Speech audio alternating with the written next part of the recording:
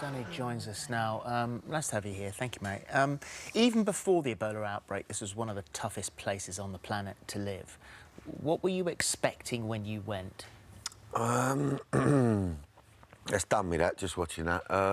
You can't... You think you can prepare yourself for these things, actually, emotionally.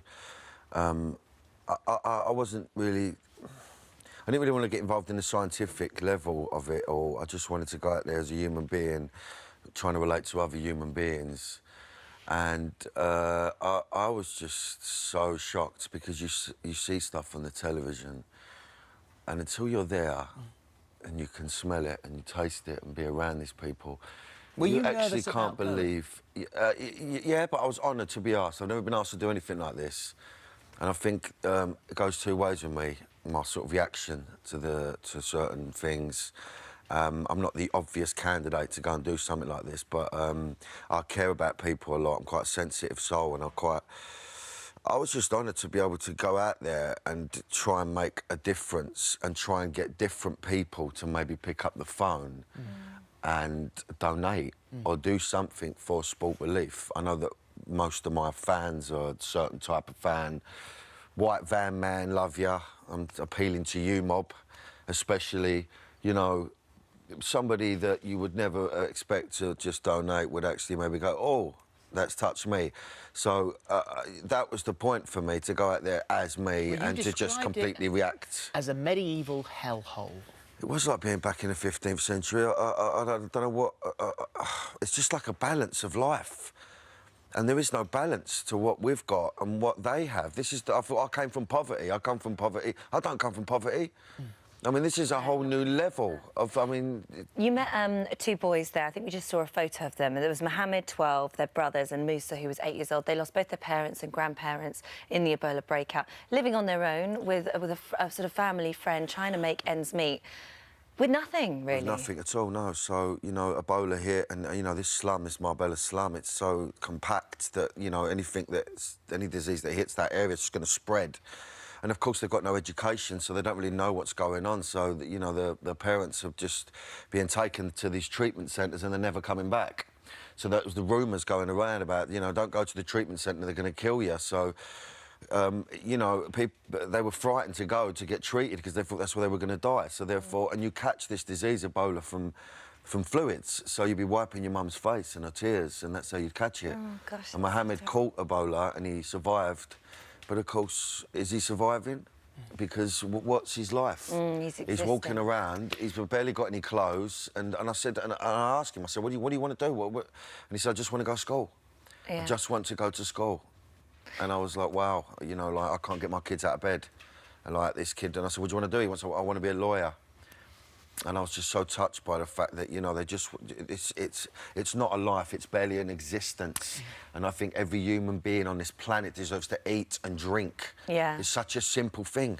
Well, you met Hassan, who works on the dump. Yeah, absolutely. Lives on a tip, on a dump.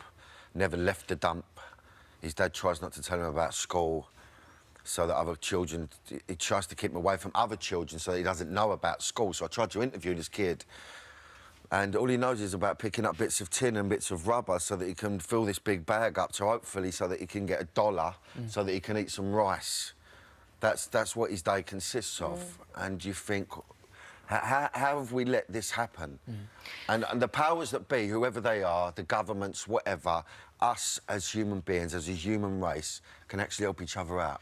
One of the hardest parts for you, you visited a hospital, and malaria is still one of the biggest killers of children under the age of 5. Yep. And you saw this yourself firsthand. Yeah. Progressively, the days got worse for me. I didn't think they could, but yeah, it's an hospital for under 5s, and it's a weird thing because you're living in a country with mosquitoes that carry malaria. So you know, they call them lions out there because they're more dangerous than lions, because basically what they do is they'll come in and they'll bite the babies when they're asleep. And of course, again, they don't know, they don't quite understand. The baby's got a bit of a temperature, so 3 days later they'll take them to the hospital. Now, basically what it is, what we need the money for is that a £5 2 mosquito nets, right? A medically treated mosquito net stops them getting bitten. You can't prevent that any other way. So they might survive and then they'll come out, and then they get bit again, and then they'll go back. And unfortunately, we lose one of these children on these videos, which is what I urge you, please, to watch, because I know that Sport Relief, it's a beautiful thing. There's some quite light-hearted things throughout the night, really. But what we're doing it for is for these films, and you have to stick with the films. I've been guilty of turning over. I'll hold my hands up. Never again.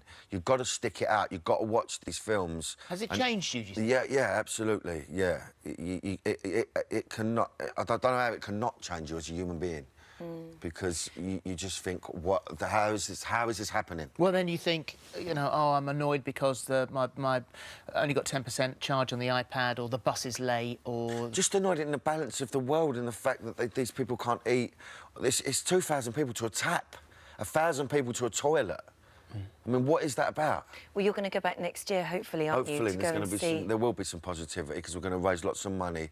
And you know, you sign up, sportrelief.com, do whatever you want to do. Anything. Walk, run, cycle, swim, whatever. Walk around the shop, do whatever you got to do, but just do something. To make a difference. To just donate, please, because it's such an important thing that we look after each other as human beings. Thank you, Danny. Thank you very much indeed. That's all happening on Friday. You'll see the full documentary then. Thank you very much. Nice to see you. Thanks, Danny.